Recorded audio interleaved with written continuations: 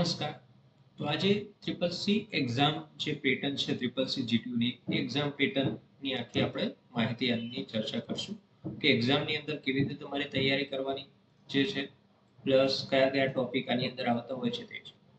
તો પહેલા તો જે છે બંનેમાં જે છે થિયરી 50 માર્કની છે, એમાં 25 માર્ક્સ તમારે પાસિંગ માર્ક્સ લાવવાના છે અને પ્રેક્ટિકલ પણ 50 માર્કનું છે, એમાંથી 25 જે 50% ક્રાઇટેરિયા હોય છે એટલે બંનેમાં જે છે 25-25 લાવવાના હોય છે. થિયરી ઓનલાઈન એમસીક્યુ બેઝ ઉપર હોય છે, ઓનલાઈન એક્ઝામ આવે છે. એના માટે આપણે જે છે અલગથી એક વેબસાઇટ છે, આપણી વેબસાઇટ તમે ઓનલાઈન એક્ઝામ આપવું હોય તો એક બે પેપર ટેસ્ટ પેપર ઓનલાઈન એ રીતે આપી શકો છો. એની અંદર મૂકેલા છે બે પેપર છે, એ તમે 2 થી 4 પેપરો આપણે એડ કરેલા છે કે તમે ફી આપી શકો છો. અને બીજી આપણી એપ્લિકેશન છે એની અંદર પણ જે છે આ રીતેના ટેસ્ટ મૂકેલા છે એ પણ તમે આની અંદર આપી શકો છો. તો બંનેમાં જે છે 50% પાસિંગ ક્રાઇટેરિયા છે, બરોબર, પ્રેક્ટિકલમાં અને થિયરીમાં, એટલે કે 50 માંથી 25-25 લાવવાના છે. હવે એના પછી આપણે વાત કરીએ તો એમાં ઓપરેટિંગ સિસ્ટમ કઈ ઉપયોગ થશે, એમએસ ઓફિસ નું કયું વર્ઝન આવશે. તો ઓપરેટિંગ સિસ્ટમ વિન્ડો 10, બરોબર, વિન્ડો 11 પણ આવી શકે છે, પણ અત્યારે જનરલી 10 નો આની અંદર આવતું હોય છે. અને ઓફિસ નું વર્ઝન છે એમએસ ઓફિસ 2019 નું વર્ઝન પૂછાય છે, બરોબર. એમાં વર્ડ, એક્સેલ, પાવર પોઈન્ટ, બરોબર. આઉટલુક નથી આવતું, બરોબર. આઉટલુક પહેલા આવતું હતું, અત્યારે નથી આવતું. તો આ રીતે વર્ડ, એક્સેલ અને પાવર પોઈન્ટ જે છે 2019 ની અંદર બજાર આવશે. અને મેન આની અંદર પ્રેક્ટિકલ નોલેજ ઉપર ખાસ કરીને વધારે આની અંદર પૂછતા હોય છે. પછી આની અંદર જે વર્ડ ની અંદર આપણે જોઈએ તો વર્ડમાં જે પૂછાતું હોય એ, તો વર્ડ ની અંદર જે છે ટેબલ ફોર્મેટિંગ, ટેબલ બનાવવાનું હોય છે, એમાં બોર્ડર હોય, શેડિંગ હોય, મર્જ કરવાનું હોય, એની સ્ટાઇલ હોય, એને લગતા ક્વેશ્ચન આવે છે.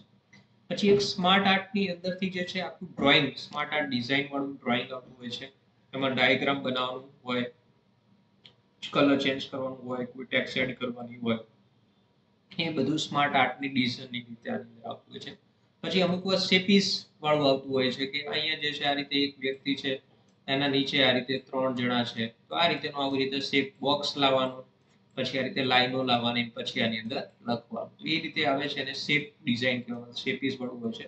અને મેલ મર્જનો ઉપયોગ કરી અને તમારે લેટર જે છે 2 થી 3 વ્યક્તિઓને મોકલવાનું એક ક્વેશ્ચન હોય છે. તો આમાંથી કોઈ પણ એક ક્વેશ્ચન આપતો હોય છે, કાં તો ટેબલ પૂછતા હોય છે, અથવા સ્માર્ટ આર્ટ ડિઝાઇન હોય છે, શેપીસ હોય છે, મેલ મર્જ હોય છે. અમુક વાર ખાલી લેટર લખીને એમાં ફોર્મેટિંગ કરવાનું પણ આવી શકે છે, તે પણ ક્વેશ્ચન આવી શકે. તો આ રીતે વર્ડ ની અંદર ક્વેશ્ચન છે. સાથે સાથે જે પણ તમે વર્ડમાં પ્રેક્ટિકલ કરો છો એને લગતા થિયરીમાં પણ ક્વેશ્ચનો આવતા હોય છે, થિયરીમાં પણ એ રીતે તૈયારી આની અંદર રાખવી. એના પછી ટોપિકની અંદર એક્સેલ. તો એક્સેલ ની અંદર ખાસ કરીને માર્કશીટ છે, માર્કશીટમાં ટોટલ નીકળવાનું હોય, પર્સન્ટેજ હોય, રિઝલ્ટ હોય, એના રિગાર્ડિંગ ગ્રેડ શોધવાનું આવે, એ બધા જ ફોર્મ્યુલાની અંદર આવતા હોય છે. ઇફ કન્ડિશનનો ઉપયોગ હોય, એ આપણે રિઝલ્ટમાં ઇફ જ કન્ડિશન ઉપયોગ કરીએ. પછી સેલરીમાં બેઝિક છે, ડીએ છે, એચઆરએ છે, પીએફ છે, નેટ સેલરી છે, બીજું સેલરીને લગતા બીજા ઘણા બધા ઓપ્શનો આવે છે, તેને લગતા બધા જ ઓપ્શનો આની અંદર આવી શકે છે. સેલરી સ્લિપ અલગ અલગ પ્રકારની છે, આપણે YouTube ની અંદર આની અંદર મૂકેલું છે, બીજું એ પણ છે. પછી પ્રાઇસ લિસ્ટ છે, કે પ્રાઇસ લિસ્ટ બનાવવાનું હોય તો એની અંદર પ્રાઇસ લિસ્ટમાં અમાઉન્ટ કેવી રીતે શોધવાની, પ્રાઇસ લિસ્ટમાં કેલ્ક્યુલેશન ટકાવારી કેવી રીતે શોધવાની, એ બધું આની અંદર આવી શકે છે. પછી પાઇવોટ ટેબલ છે, કે પાઇવોટ ટેબલ બનાવવાનું જે છે એની સમરી કેવી રીતે નીકળવાની.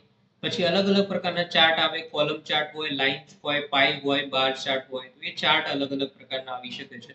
તો આ રીતેના આની અંદર વર્ડ, એક્સેલ ની અંદર આ રીતે ક્વેશ્ચન હોય છે. અને બીજા બેઝિક ફોર્મ્યુલા, બીજા જે ફોર્મ્યુલા આવતા હોય કે અલગ અલગ ફોર્મ્યુલા આવતા હોય છે, તો એને લગતા પણ ક્વેશ્ચનો આવી શકે છે.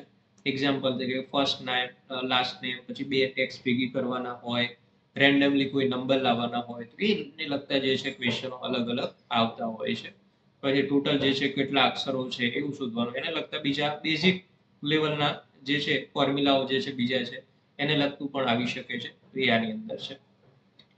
એના પછી આપણે પાવર પોઈન્ટ. તો પાવર પોઈન્ટમાં એક ટોપિક આપેલો હશે તમારે, એના ઉપરથી તમારે 3 સ્લાઇડ બનાવવાની હોય છે, અને આ ઉપર એની ટ્રાન્ઝેક્શન ઇફેક્ટ, એનિમેશન ઇફેક્ટ, પછી હેડર ફૂટરની અંદર જે છે date end time, slide number કંઈક લખવાનું હોય, પછી થીમ આવે તો થીમ પણ આની અંદર આવી શકે છે. તો આ રીતેના એના પ્રશ્નો આવી શકે છે. ટ્રાન્ઝેક્શન ઇફેક્ટ છે, ફૂટરની અંદર ઇન્સર્ટ કરવાનું, ડિઝાઇન, એ લગતું તમારા અંદર આવી શકે છે. એના પછી જે છે આપણે ગુજરાતી ટાઈપિંગમાં, તો ગુજરાતી ટાઈપિંગમાં આખો પેરેગ્રાફ એક લખવાનો આવે છે, અને જે એમાં લખો એટલે તમે પરફેક્શન સાથે ક્લિયર ટાઈપિંગ હોવું જોઈએ, ચોકસાઈ કમ્પ્લીટ આની અંદર રાખવાની છે. A4 સાઈઝનું આખું પેપર હોય છે, એનું માર્જિન સેટ કરવાનું તે કદાચ આવી શકે છે, બરોબર.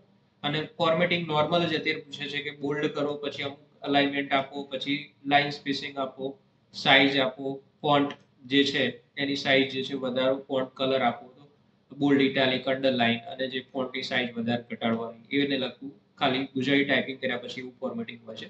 પણ ડિટેલમાં એને લગતા બીજા જે ક્વેશ્ચન હોય, સાઈઝ, જે માર્જિન હોય, પેપર હોય, પછી જે છે ફોર્મેટિંગ લગતા ઓપ્શન બીજા પણ આની અંદર પૂછાઈ શકે. અત્યારે તો સિમ્પલ જ હોય છે, પેરેગ્રાફને લખવાનું હોય છે ચોકસાઈ સાથે, અને જે ફોર્મેટિંગ આપ્યું હોય અંદર જે દેખાય પ્રમાણે બોલ્ડ, ઇટાલિક, અંડરલાઇન અને જે ફોન્ટની સાઈઝ નાની મોટી એ બધું કરવાનું હોય છે. તો આ પ્રેક્ટિકલની અંદર આટલી વસ્તુ છે.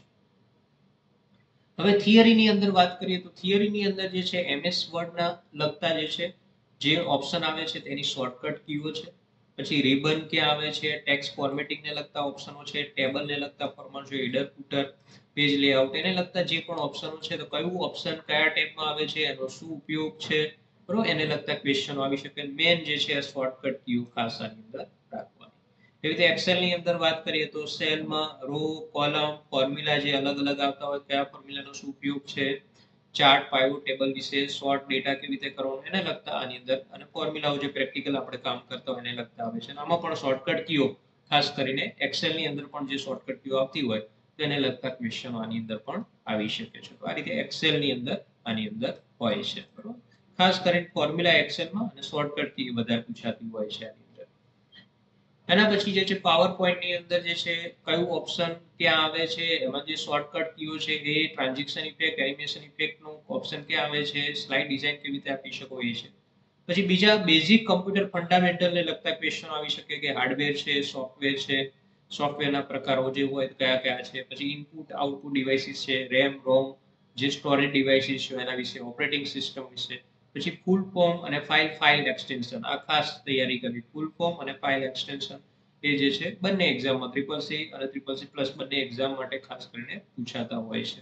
અને બીજા કમ્પ્યુટરને લગતા જે છે બેઝિક જે હોય એને લગતા જે ડિવાઇસ હોય તેના પણ ફૂલ ફોર્મ હોય તો એ તૈયાર કરવા. તો આ રીતે થિયરીની અંદર આ રીતે તમારે પ્રિપેરેશન કરવાની છે.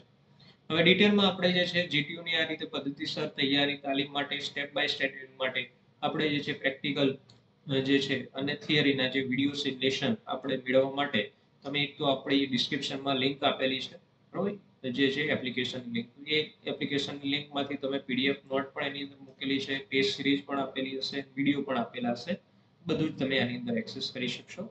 અધરવાઇઝ તમે YouTube ની મેમ્બરશિપ તમે લઈ શકો, જેમાં ફક્ત વિડિયો તમે જે છે એ આની અંદર જોઈ શકો તો વિડિયો છે, બરોબર. પહેલામાં તમારે PDF નોટ્સ ડિટેલમાં અલગ અલગ જે લેસન વાઇઝ નીચે મૂકેલી હશે, ટેસ્ટ સિરીઝ આવશે અને વિડિયો તો હશે જ, બરોબર. યુટ્યુબમાં ફક્ત વિડિયો તમે આની અંદર જોઈ શકશો. એટલે મેમ્બરશિપ તમને અનુકૂળ આવે મેમ્બરશિપ લઈ શકો છો, અથવા આપણી જે એપ્લિકેશન છે એ ડિસ્ક્રિપ્શનમાં લિંક મૂકેલી છે એ તમે લઈ શકો છો.